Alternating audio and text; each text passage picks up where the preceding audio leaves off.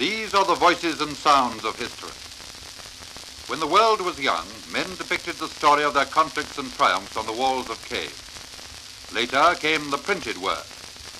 Now we bring you a chronicle of sound, a sound history of our time. Washington, April 1949, and the voice of Harry S. Truman, President of the United States of America. In this treaty, we seek to establish freedom from aggression and from the use of force in the North Atlantic community. In Washington, the foreign ministers of 12 free nations were signing the North Atlantic Pact. It is a simple document, but if it had have existed in 1914 and in 1939, I believe it would have prevented the acts of aggression which led to 2 world wars. If it had existed then. Come back to London. On an evening in January 1934, and the voice of H.G. Wells, prophet of the atomic age, prophet of things to come.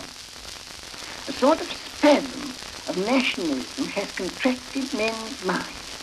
The answer to whither Britain amounts practically to this: drifting with the rest of mankind towards catastrophe. To the helm of that drifting ship came first a Scotsman, Prime Minister Ramsey MacDonald. Peace is the supreme need of the time. MacDonald flirted with peace. In 1935, his successor, Stanley Baldwin, pursued her with heavy English platitudes. We shall persist in our attempts to promote peace and disarmament, and I believe that ultimately we shall succeed. That same year, Britain's well-loved monarch, George V, celebrated the 25th year of his reign and voiced his people's hopes in the first broadcast ever made from Britain's Parliament. And I pray that we may continue to pursue the cause of freedom and progress in a spirit of peace, tolerance, and understanding. But while the leaders of democracy talked peace, the dictators of Germany and Italy prepared for war. In 1935, Benito Mussolini mobilized his misguided nation for a savage assault on Abyssinia. 20 milioni a un cuore solo,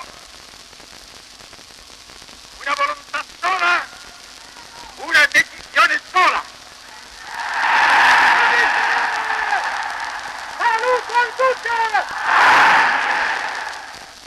Aviation was making new conquests of space and time. Years later, men were to curse and bless the achievements of flyers such as Wiley Post, Amy Johnson, and Amelia Earheart. My flying was done entirely in the cockpit. That is, I depended on instruments alone to tell me the position of my plane in space. In 1937, the dirigible Hindenburg crossed the Atlantic in less than 48 hours. As the massive airship loomed over its mooring post at Lakehurst, New Jersey, men's faith in these craft seemed to be vindicated. Then, in a split second, came disaster. Listen now to one of the most dramatic records in the history of sound. American radio commentator Herbet Morrison is watching the Hindenburg's arrival. It's starting to rain again. The rain had slacked up a little bit. The back motors of the ship are just holding it just enough to keep it from bursting into flames. Keep Wait, get it started. It's fighting, and it's crashing terrible.